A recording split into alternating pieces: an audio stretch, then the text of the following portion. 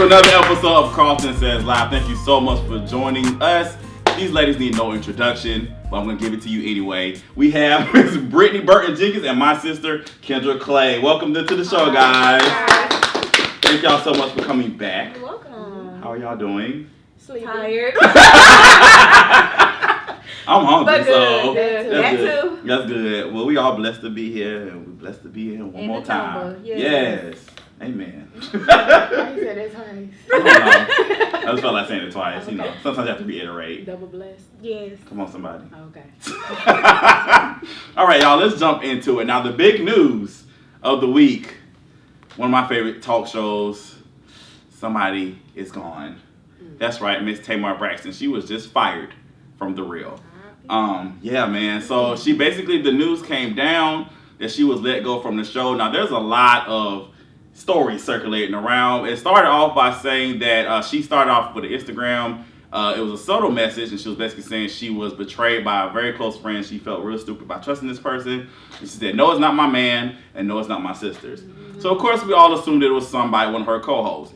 Well, come to find out that from a reliable source on the show that it was actually a new producer that came in and that decided to let go of Tamar, because they're saying the reason is that she was let go is because of her attitude, as far as there was a you know, they do games on The Real, and she was cussing and fussing in front of like the audience, and there was actually a advertiser that was in the place from Pinterest. Is it Pinterest? Okay, Pinterest. They was there, and she was cussing and fussing and everything, and they're also saying that her ghetto-ness also does not relate well with the viewers. So that is why they decided to let Tamar go. And it was obviously a shock. It was a shock to her, but it was also a shock to a lot of people that watched the show. So now there is this Bring Tamar Back campaign, and everybody's boycotting, saying we're not gonna watch the third season of The Real unless you bring Tamar back. So there's a lot of stuff going on. It's even going to the fact where people are bullying under the co-host Instagrams and saying things like that under their whole post as well. So it's really taking a toll on it. So I want to get you ladies' opinion about Tamar being dismissed from The Real. What do you guys think about that? First of all, I didn't know there was a Bring Tamar Back campaign. There's a Bring Tamar Back campaign. I will still be watching season 3. But I love Tamar. I like her as a person, and I loved her on the show. I think she fit very well. But I definitely agree with the reason she got fired. You have to understand who you're working for and what you're doing. You're on daytime television. Everybody isn't us that watch the Braxtons and that other show that she's on, Tamar and Vince. Right. So you all that and bye, all of that, it's not gonna relate well with your daytime TV audience. So and showing out in front of the audience and advertisements, I can't blame them. Yeah. I just go ahead, Kendra. I guess my thing is, I feel like they knew how she was before the show, and I mean they kind of made segments centering around her ghetto-ness. So you tried it and all that. So but then you gotta look at how the other Black people on the show are too. It's like she's real left, and they're really reserved, and you know, probably more of what the advertisers want to see. So I agree. I just think I do think they knew what they got when they did hire her. But at the same time, it's called growth. Growth. You gotta grow, and you have to know your climate and know your audience. And as far as the showing out, if that's the case, then that's a no-no. You don't show out in front of people who give you money for your show. Right. You can't do stuff like that, because Pinterest, I guess they sponsor different segments, so that's money that's going in your pocket. Right. So you can't be showing out in front of people like that. Nobody wants to work with a difficult person. Yeah, you can be replaced. This shows that you're not irreplaceable. Which is my next question, because I remember when the show first started, there was a lot of flack and confusion about Tamar's role, and I'm pretty sure she said this was her show, and she was also EP along with Vince. So if it was your show, that wasn't reflected in the credits. Yeah, I like that. I think Vince was the EP for season 1. In season 2, I think he was just a regular producer. But there's also rumors circulating in the reports that Vince knew that she was going to be dismissed, that she was going to be fired. Now, how do you feel about that? You're the only married person here. If your husband knew that you was going to get fired and didn't tell you, how would you feel about that? Well, hold on. They said that he probably didn't do it to protect her, because, you know, he does that a lot. If you watch Tamar Vince and the Braxtons, he is the shield, because she does a lot. She's extra, and he does try to shield her from a lot of that. He tried to tell her to calm down. He tried to tell her to calm down a lot too. But if that was you, if you were Tamar and Tay was Vince, How would you feel about that? It would depend on the circumstances. I would definitely ask, if you did know, and if you said yeah, why didn't you tell me? If you had a good reason not telling me, it was crossing that business to personal line. I completely understand because we're very good at separating our personal and business. Like if he called my business phone, that's not my husband, that's my manager. I know that. I love it. Yes, Empire. Jenkins Empire. I love it. Okay, so they are. I guess they're possibly. We're trying to replace her. Maybe it hasn't been confirmed they're going to replace her or not. I hope not. But so you don't think they should replace her? Just leave them Just be. the four? Leave them Destiny's Child. Not Destiny's Child. Just leave them like they are. They're fine. They can help. They can hold their own. To me, Tamar didn't have that big of a role to begin with. Like when I'm watching the shows, she may toss the break every now and then, but she didn't chime in a lot to me. I think the other four really talked more, and if something needed to be kept going, she'll chime in for a second. But I didn't even think she talked that much. I think she definitely likes it. I think she added value to the show. I think it's gonna just be weird because like I said, they were. You got the sense that they were friends. They were friends on the show and outside the show. So it's gonna be weird not really having her there. What I do think they should do, I know they're on break right now, but I think it needs to be addressed. Like what really happened. This is the real. So you need to tell us what really happened. And the producers gonna let them do that though? No, yeah, definitely not. It's gonna make them kind of look bad. That's true. Lonnie has addressed it a little bit though. She did. She addressed it on somebody's And she did, and she said, and people are blaming them, but they're saying she said they didn't know. And they told, when she asked about it, they told her it was none of their business. Right. And right now, Adrian's in Puerto Rico and Jeannie's in Singapore. She's doing a show with her mom right now. But if y'all were friends, not saying they didn't do this because we don't know what went down, but Tamar immediately unfollowed all of them except Tamara, and we all know Tamara is like the sweetheart. Ain't nobody gonna be mad at her. So something went down between them. So it should have been some kind of communication between the four of them. Well, guess what? Braxton Family Values, they're gonna address it. They're addressing it this week. Since this comes out this week, they're gonna address it this week. So we'll find out probably. Well, we'll get Tamar's side of what happened. So we'll see. So a lot of people are saying, well, how are they doing that? She just got fired. Well, it's reality TV. They're still filming. They're still filming while the season is out. So of course they're gonna rush what really happened. The new stuff. They're gonna rush it to the beginning because I want to know. I didn't know what happened. I feel bad for Tamar though. Yeah, but she got other. She good though. She got other outlets. She got her album. She got her 2 shows. She's definitely not suffering, but it's sad. I think it's just a blow. Yeah. I think she was just shocked. I think she really enjoyed. You can tell that she really enjoyed doing the real. I definitely don't want them to start doing that whole The View thing. We got a different host. Every other season and everything. Then I'm gonna stop watching it for real. But I did come up with some replacements. I was talking to Kendra about this in the car. Okay. No, listen. I was thinking. I was like, okay, Evelyn Lozada. Like she might be good because she's kind of spicy or whatever. She's like another Adrian. Right. That's true, but she brings that flair that Adrian doesn't really have. Nice, she's nice. Tisha Campbell Martin. That's my twin. Tisha Campbell Martin, because she was actually a guest co-host one time, and she actually fit pretty good with the girls. And I was thinking about Portia Williams from Real Housewives of Atlanta. She got enough. No. Leave her where she's at. She was lucky enough to get Ricky Smiley. Wow. No shade on her. I like her. I really do, but I just feel like that's a whole nother conversation about reality shows, reality stars moving into television and movies and stuff, but she's good. She don't need to be on the show. Okay. Not daytime television. She don't know how to act. Oh, no. She's ghetto, like Tamar, which is why Tamar got fired. So why would you bring somebody else that's ghetto on the show? Well, the real, we wish you the best, and I will be watching season 3. So I don't know about everybody else, but I'll be watching. Cool, great, awesome. Something to think about. Real quick, in this little segment, of course you guys watched the Billboard Awards. If you did, I'm sure some of you probably didn't really enjoy it too much. I know I didn't. I can't speak for everybody, but I didn't enjoy the Billboards. Especially the Prince tribute. There are a lot of people talking about it, saying that it was one of the worst tributes ever. If you didn't see it, Madonna performed a song, and then Stevie Wonder came out, and they sung Purple Rain. That's what that was. You tried it. And so they came out and they sung, but a lot of people are saying that the tribute wasn't that great. But what the shadiest thing that happened, BET put out a video that was like, ha, we saw that too. Don't worry, we got you. So basically they're trying to say their tribute is going to be better on BET. And what y'all think about that shade? I think BET need to calm it down because they barely have are kind of long and they never go right. People better show up to their award shows. So we'll see. I want to say you better live up to your hype because let me say this for those of y'all who don't remember the Michael Jackson tribute that they tried to do. Yeah. Now, mind you, it was very last minute because I think he died like a few days before the BET Awards came out. But still, it was not good. Awesome. They changed everybody's performance to do Michael Jackson. It looked rushed and it just didn't look that great. So with Prince though, y'all have time. Mm-hmm. So if you're gonna throw shade, make sure that your stuff is right. Right. Because we're going to talk about you on social media. People have been talking about that since Prince died. Like, BET don't come with no ghetto tribute to Prince like the day he died. Who you think should perform? I already know I think Sheila E., of course. Why not? I mean, what's the problem? Some people trying to say she's not relevant. What you mean she's not relevant? She's Sheila E. Duh, I mean, they stop it. I hadn't thought about it. Oh, you haven't? I hadn't thought about it. I was just waiting to watch. Okay. Well, hopefully I know who they said should perform. Madonna? Sierra. They said no Sierra.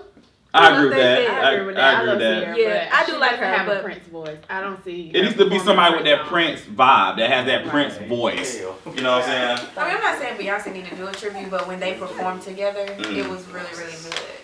At least she got a little experience with his stuff. I think Miguel should perform. I think we should have Miguel. Miguel's kind of Prince-esque.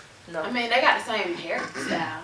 Like the voice quality too. Yeah, I was like, all right, so we said Miguel. No, somebody in the audience said no Miguel. Yeah. Okay. Lenny Kravitz. D'Angelo. I do like Lenny Kravitz. Audience member over there. Lenny Kravitz and D'Angelo. She said Janelle Monáe.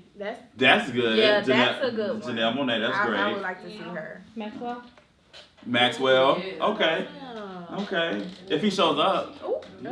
What? Definitely not Lauryn Hill. No. Definitely not Lauryn Hill. Right.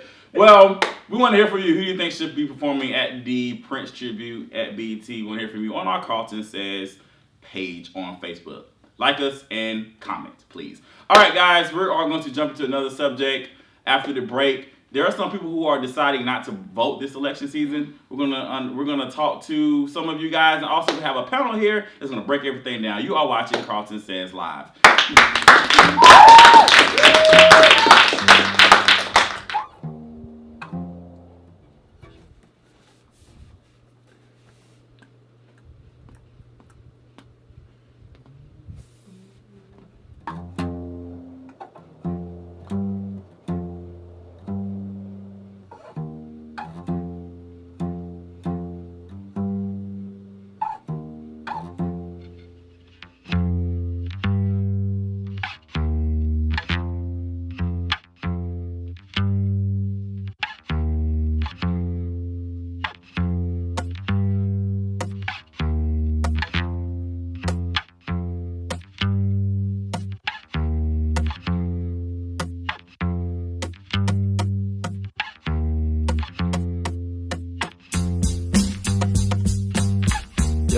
Yo, mama, guess what? We're on the come up. God has blessed us, yeah, shown up. Opening doors we didn't know of. It's time to grow up and spread more love. Put up or shut up and get in where we belong, not where we fit in. Trying to live in the things we dream of. Can't you see us doing big stuff? Oh no, well I can. Guess that's all that matters if I am the only one with the vision. Making a decision to stick to it and treat it like the missus. This is bigger than wishes, too big to fit on my wish list. Time is now, no I can't miss this. I've been waiting too long to get this far.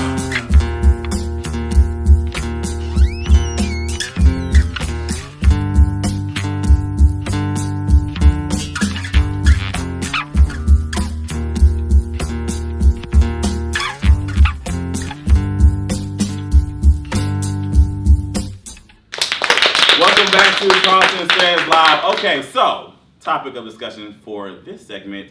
Of course, you guys know that this year we are voting for a new president, but there seems to be some of you that are deciding not to vote this general election. Why is that? Well, we have our man on the street, Neil Blair. He's on the street. He's gonna, talk to you guys and see what you guys have to say about this topic. Thanks, Carlton. My name is Neil Blair. I'm in Walmart right now, getting people's opinions and thoughts on our question of the day. So today we have Miss Jada Beard. How are you, Miss Jada? I'm good. Okay, I'm great.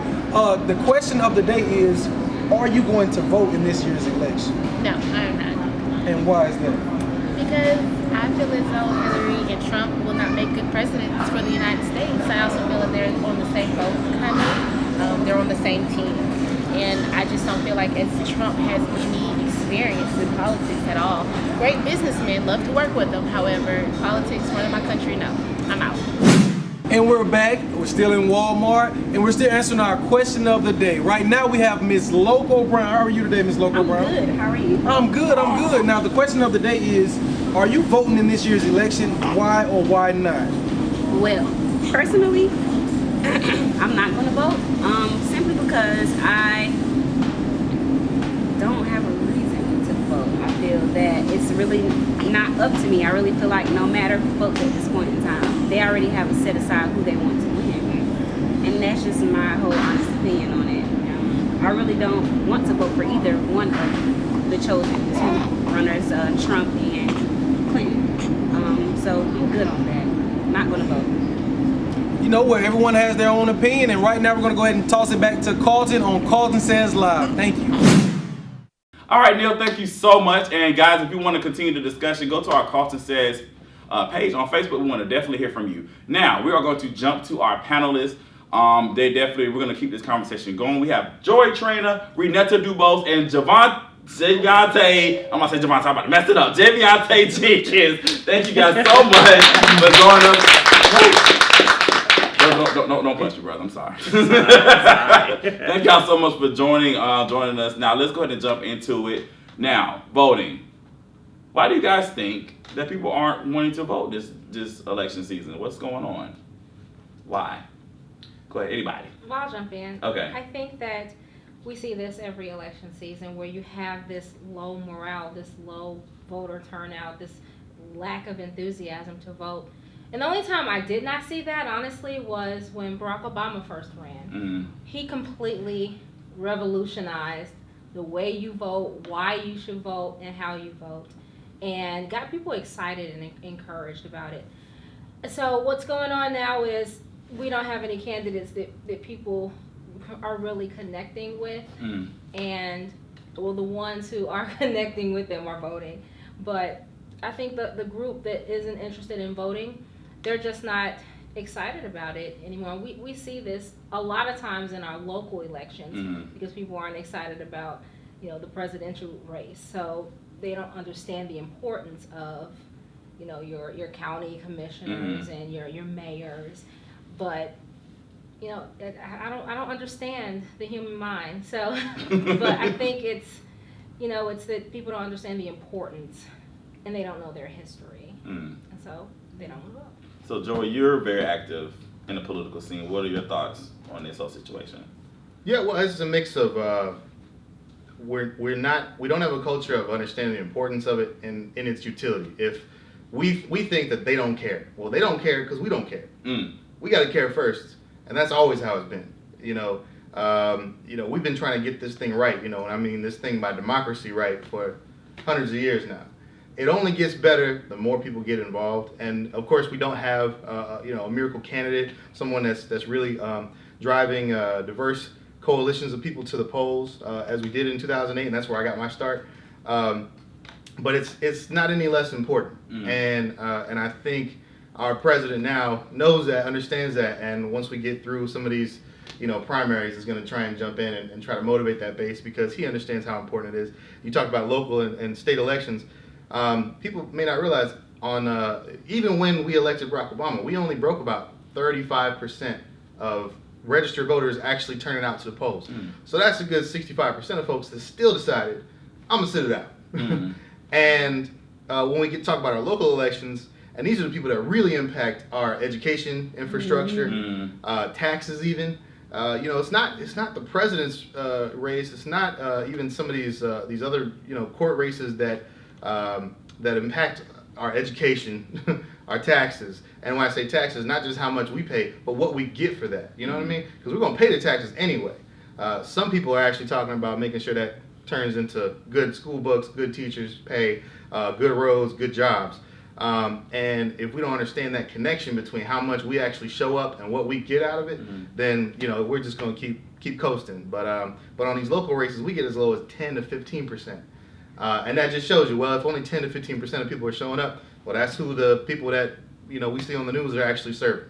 So we got to make that connection. Yeah. And it's on us. I said I got my start in 08, so I got involved in the Democratic Party.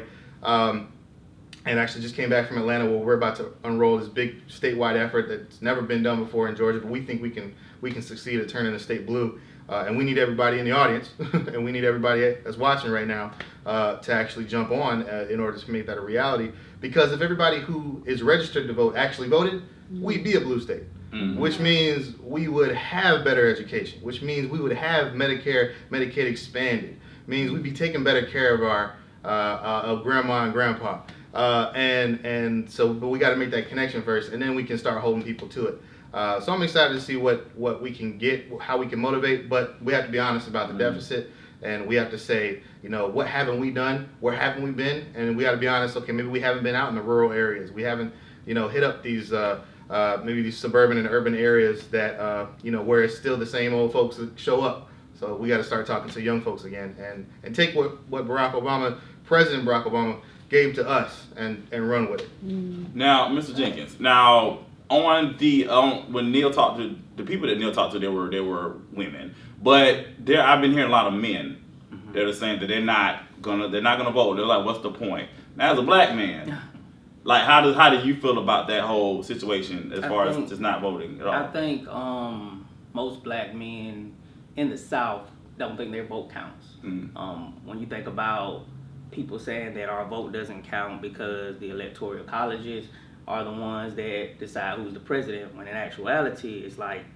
the electoral college only promotes the president that gets that popular vote. So like you said, if we actually voted, we could actually make this a blue state and the Democratic Party could actually win for Georgia. But us being in the South, feeling like whites run the South, we'll never win in Georgia. So I think that's one reason. Another reason is like most black men are working 6 in the morning to probably 6 in the afternoon. So we don't really have the time to get downtown to actually make that vote. It's very hard, and then it gets to a point of where we feel like our vote doesn't count, to we ain't got time, to the point it just gets to pure laziness. And then we grow into a generation where our kids, don't worry about it, you live in the South, your vote don't count anyway, and then it just goes on from generation to generation to generation. I'm 28.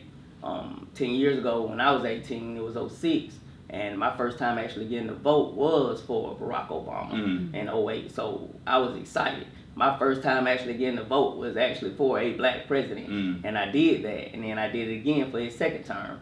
And I think this is the first time I actually seen where don't nobody want to vote for the next president. I think they're voting more against somebody. Like, you don't want to vote for Hillary, you just voting against Trump. You don't want to vote for Hillary, you want to vote against Trump, or you don't want to vote for Trump, you just don't want a woman in office because it make us look weak. So you hear all these different types of things, but as a black man, I think we really don't vote because we really truly feel like as a black man in the South, our vote will never count. Do you think that all the social unrest has anything to do with it too, as far as like, I know there's two different things, like, with police brutality and stuff like that, but I think that also has something to do with it too, because like you said, people don't feel like they're being heard, so like what's the point? And that's the thing too, like you were mentioning, the local vote does make a difference. Like, you really have to pay attention to who you vote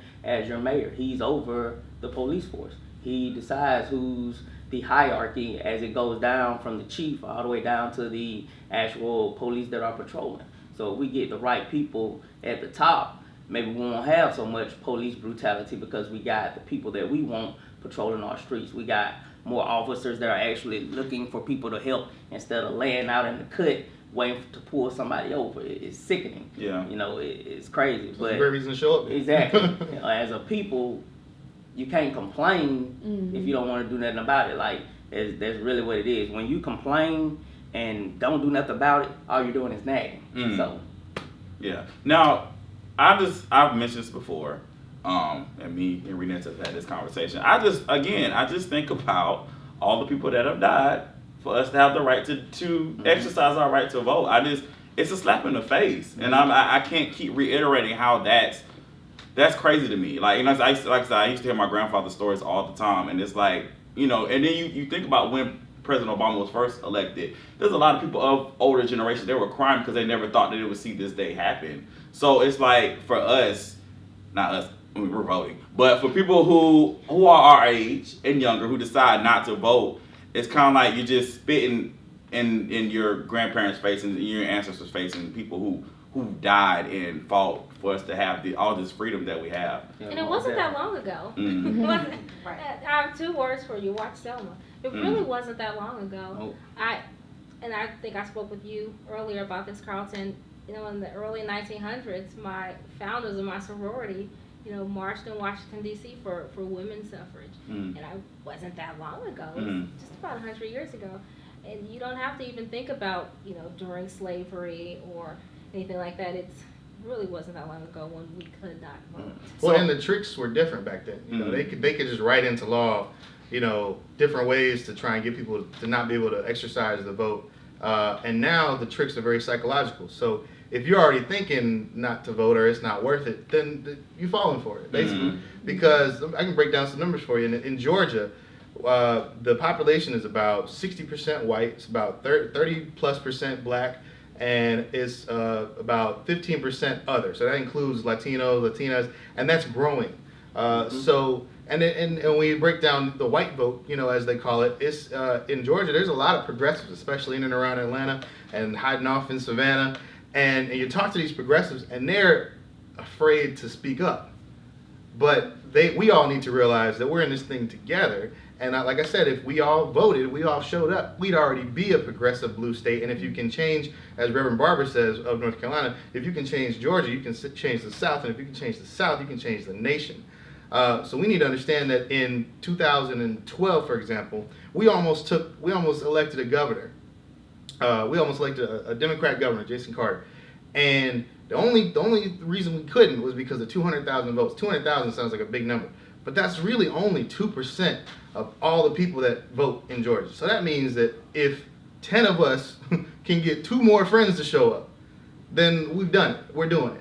And some people just don't believe it till they see it, till it happens. Just like you were saying, some people just didn't believe it was going to happen until we did it. So I'm going to share a link on your page, getting folks to sign up. We have this fellowship program. So it's going to be, not only are we campaigning and we want our people to win, but we want the people who work on these campaigns to get some really valuable experience. This is going to be experience that you can put on a resume so that, you know, next election cycle, you can be managing somebody's campaign. You can have the skills ready to elect people in your family, get yourself elected. You know, we're going to start showing up in ways that they haven't seen around here before. So I want everybody to get on the ground level, especially viewers. And I'll share that link on that because we're neighbors. We just don't know it. You know, we have the shared values. We just haven't talked about it. But we're gonna turn this thing blue, and then we're gonna start operating like blue states, where honestly the teachers union and the labor union and the media and the folks working in various fields are all aware of each other. And when it's time to move on something, they move. You know. So we just got to get out of this mental and get ahead on. So last question in this segment, I'm all about solutions. How can we get, especially the younger generation, excited about making a decision to vote? How can we do that? Carlton, I think we have to educate first. Okay. So I encourage your viewers to go to a city council meeting, go to a commission meeting. If you don't want to do that, follow them on Twitter. It's easy as grabbing your phone and saying, I'm going to follow my mayor, I'm going to follow my city council members, and just see what they're doing for your city. When you learn about all the power that they have, or even follow some of these presidential candidates, just to see what they're talking about. Educate yourselves, then you will understand the importance of voting. And we talked about laziness earlier. It is, because when I'm out there reporting, they have early voting, they have weekend voting. There is really no reason for you not to vote. I mean, they have made it so convenient for you. Can you do it online now? Or do they have that yet? You can register to vote online. Oh, okay, but you can't just. Go, yeah. Okay, You have to show up with your ID. Okay. Yeah, prove it's you now. I'm just, you know. But hey, who knows? Good Maybe question. in 5 or 10 years. about But 10 maybe you years, can propose that if you become engaged and involved in your local politics. Who knows? I'm just trying to give people an option not to give excuses. They can make They have no excuses. Because I'm saying you're always on your smartphone. I feel like if you could be like, vote real quick, and then bam, you can vote for everything else. Why can't you vote for the next person? When you register to vote, it tells you where you vote, and your precincts are never more than a mile from your house. You know, so. And then early voting, they have multiple locations, as we did this last go around, where we were successful at electing a young black male to marshal, Ramon Lampkin, where we have been the first one, where we have been successful at now nominating progressive Democrats to run for Senate. So things are happening. We just as folks are waking up, we got to be contagious about it and register online if you haven't. It's really easy. I can put a link on there too. Real easy. And also get involved with your local politics and just to plug here, the Young Democrats of Richmond County. We meet every second Thursday of the month at Humanitarian House downtown. And actually our next meeting is going to be really interesting. We're going to have Senator Harold Jones, who's a fantastic black male who's representing the city, and he's actually really forwarding this legislation on the state level to decriminalize marijuana possession. So we're moving, we're getting things done, but we can't do it without support. We can't do it without that awareness and education. So y'all show up to meetings. Just to piggyback off of him, I just feel like we gotta put the effort, we gotta put the work into it. Like I said, we gotta stop complaining. Police brutality, our kids ain't learning. Well, what have you done? What have you done for your community, for your city, in order to improve things? Voting is step number one. So I mean, and I think also you need to get to know who you're voting for. And I want to challenge the actual people that are going into these offices, like, promote yourself more, market yourself more. It got to be more than just putting up a sign on Bobby Jones. We need to see your face, not just your picture on, Laney Walker. I need to see these people more often, not saying that y'all might have the campaign like the president's, but this is the city that you want to run for. We need to see you. The people need to see you. Like, I can't vote for you if I have never seen you or don't know what your morals are or anything like that. Right. So I challenge these people that want to be in office to promote themselves a little bit more. Let me see you. Show up to the schools. Show us that you care to gain our vote, to get people off their feet to vote. The same way Barack Obama did. So. Good. That's some good insight, guys. All right, we need to close this because we can keep going on and on and on. Definitely go to KARLTON Says on our Facebook page. We definitely want to hear from you and your opinions on this election, not just the general, but just also your local, because like they said, it's all important. It's definitely all important. If you don't vote, don't complain. All right, we'll be right back. We have some siblings. They got a big event coming up here in the city in Augusta, Georgia. We're going to talk to them about their event. We'll be right back. You're watching KARLTON Says Live.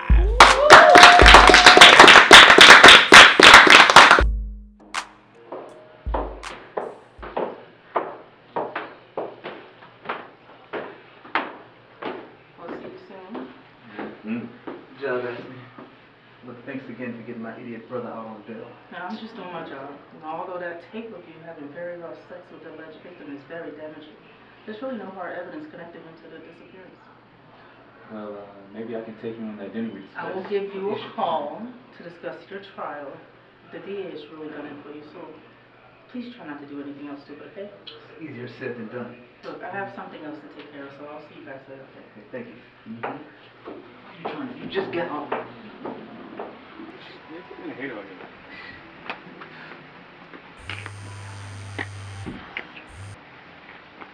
Hello. Hello, gang. Cat? Turn around.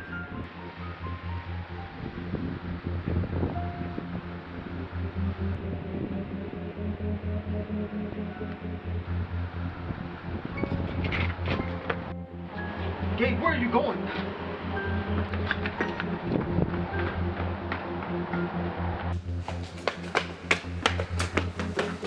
What the hell is going on? Venus Cat. She's alive.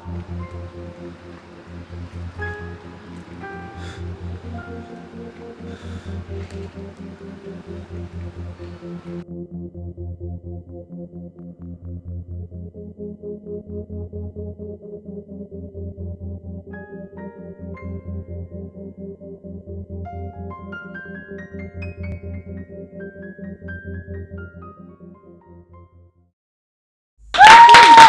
back to KARLTON SAYS Live. All right.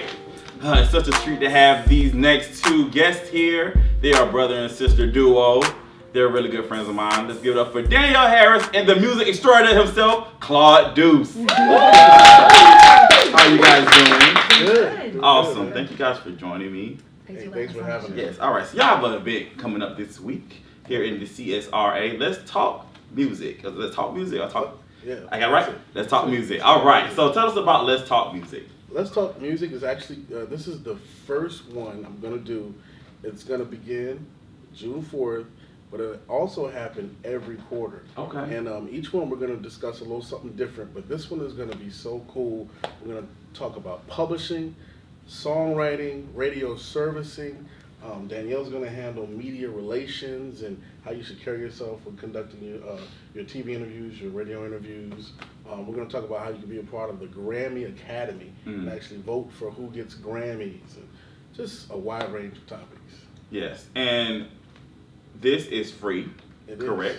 Yes, awesome. See, you guys have no excuse. It's a lot of stuff happening in the city, but you got to just do your research and know and be in the know what's going on. But this is free for those of you who are trying to, get into the music industry. This is somewhere you need to be. Now, where is it and what time and all that information? This will be June 4th from 12 to 3 on the Somerville campus of Augusta University in the Science Building. Okay. It's in Science Hall, Lecture Hall 1002. Awesome. Am I right about that? Yep, Okay. you're right. Have to check with us. Yes, that's exactly where it's going to be, and we have some great presenters. As I already stated, Danielle Harris is one. Ricky Hawkins, he's a big player in the Atlanta and Texas chapter of the Grammy Academy, and Kenny Smith, gospel artist from Columbia, South Carolina. Awesome. I just want to say publicly thank you. You don't see people doing stuff like this. When you have information, there's people that are keeping it to themselves and they're not really trying to share. I appreciate what you guys are doing because you guys have done so much already, and you guys are taking your wealth and your knowledge and your wisdom and passing it on to people who really want to do something like this. So thank you guys for what you guys are doing. But that's awesome, you know what I'm saying? And people aren't doing it, especially in this community, because I always say that a lot of times, unfortunately, our people are like crabs. And we are not really trying to uplift, we're trying to pull down. So I really appreciate what you guys are doing with this. I think guys definitely come. I'm gonna be there. I might even in music, but I'm gonna come because I feel like it's important. Who knows? I'll be there and I'll know. So if somebody asks me, I'm like, this is what it is. So right. And people will get a chance to meet you, and there'll be songwriters there, there'll be producers, musicians there that may actually get to do some music for Karma. Yes. Yes. Lions Den. Yeah. So you just never know, man. And it's also just a great networking experience for people to get together. And, I want to encourage graphic artists to be there because these artists are going to need CD covers, album covers. That's true. People who write books are going to need book artwork, So be there. Just be there. It's free. Like, what are you doing? Like, you really don't really have too much to do. So just come. It's just I'm just saying, like, people always saying they bored. At least I see it on Facebook. This is something great, and it's something that's going to help enhance your future. All right, now, Danielle, you also have an event coming up. Now, I know we're promoting a month early, but it's never too early to start promoting. So you have an event coming up, too. Tell us about it. Well, I'm excited because SDI, it's a leadership mentoring program based here in Augusta, Georgia, that I'm the president over.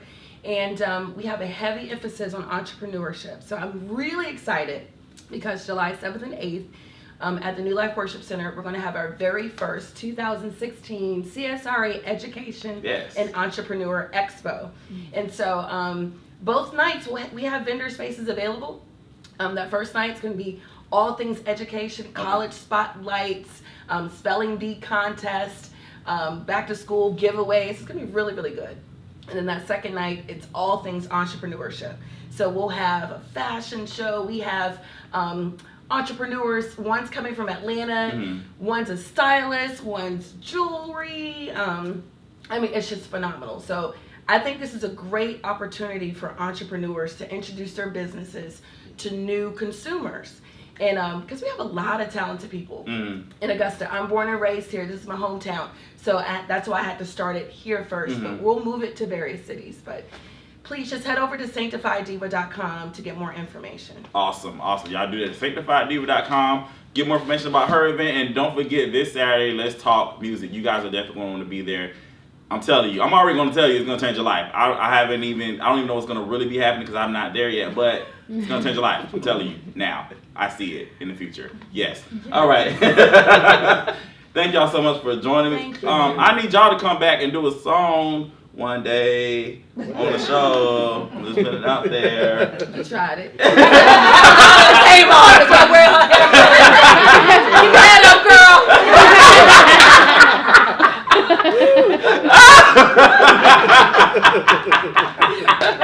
Oh, Jesus. We're going to work on that. Coming up next, she's been here before and she is back. Most Elevated Deepness. She's going to give us some truth. We'll be right back. You're watching KARLTON Says Live. Brianna! What was Brianna wearing before she disappeared? And Brianna did not disappear. She was kidnapped. And instead of you being up in my face, you need to be out there trying to find my daughter. I want a big D. Gabriel, next time. So why don't you just confess, dude? Confess that you murdered Catherine Eubanks and buried her body somewhere. I did not kill her!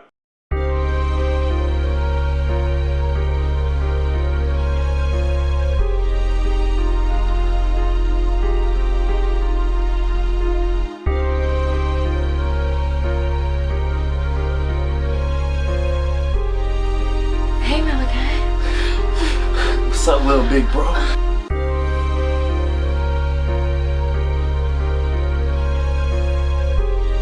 How could you let this happen? What did you expect me to do? You told me to do whatever I needed to make sure the family kept the money. I would like y'all to meet my friend, Bo Quarles, my friend, and Bo, this is everybody. Hello. Officer Stevenson with immigration. I'm Tommy. Nicole.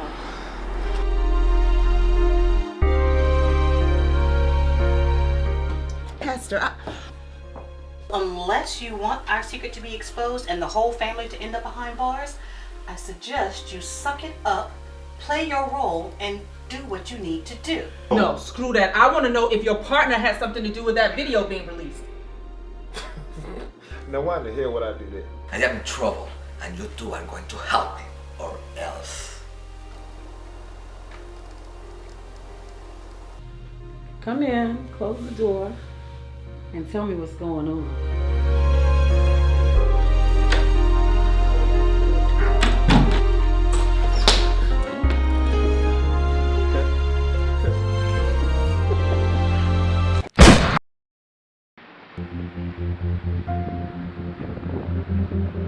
Hello, gang.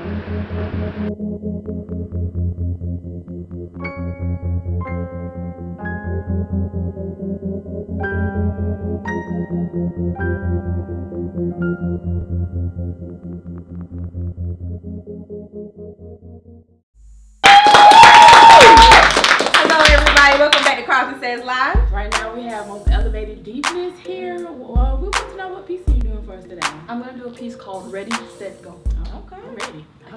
Let's go.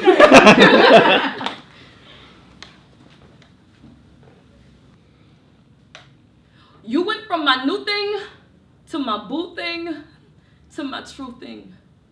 See, the truth is what you are, and yes, I can handle it. And it's amazing how the Lord saw fit for us to be together. Now today, our two will be made one. Making one no longer the loneliest number. See, it was from one God that we were made in, one God that we were saved in, one God that sent us one son who hung, bled, died, and rose again with all power in his hands, declaring that I was set free and that I have the victory and that he would deny no good thing from me, and that good thing is you, baby, you. You are bone of my bone, and yes, I flesh of your flesh. You are my prayer and confession made manifest, and I thank God for you. Now, I'm not perfect, but God's will is, and I am now ready for God's plan to take us over because I now know that you are not behind me, but you are beside me. So let us go together, you and I. I know you're nervous, and so am I. You may tremble a little, and I might cry, but God has blessed this union. This fact I can't deny. So let's make vows that last until the day we die. I am now ready for you, and you for I. Ready, set, go.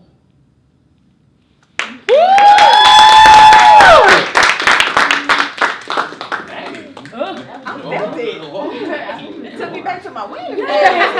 You made me want to get married. Lord. Jesus, Brittany, you ready? I'm ready. I'm saying. Lord, that was great. We're gonna have his wedding in 2020. We claim that. 2020. We said 2020. We did? Yes, we did. Okay, we'll talk about that later after the show. Okay, so Vanessa, you have an event coming up. Tell us about it. I do. It's called Thy Will Be Done. It is my EP release. I'm Yes. super excited, and it's gonna be June 20th at Humanity House. Okay. It's gonna be at 6:30. So everyone come out. It's gonna be a night of just like chill, laid back, spoken word performances. There's gonna be a lot of collaborations between me and a lot of local artists and things like that. And it's gonna be awesome. Nice door prizes, nice groceries. It's gonna be some snacks. So come on out. It's free. It's free. So come on out, free event. Just bring a little change, bring some coins to purchase that EP. Amen. Yes. All amen. right. Thank you Yes. guys And if so people want to much. reach out to you, how can they do so? Okay, well, you can find me on Facebook as Vanessa Harris. So find me as Vanessa Harris on Facebook or Most Elevated on Instagram. Awesome. All right, guys, thank y'all so much for joining us on this episode of KARLTON Says Live. We had a jam-packed show that we couldn't do without all of you. Thank y'all so much, and we'll see y'all next time. It's easy.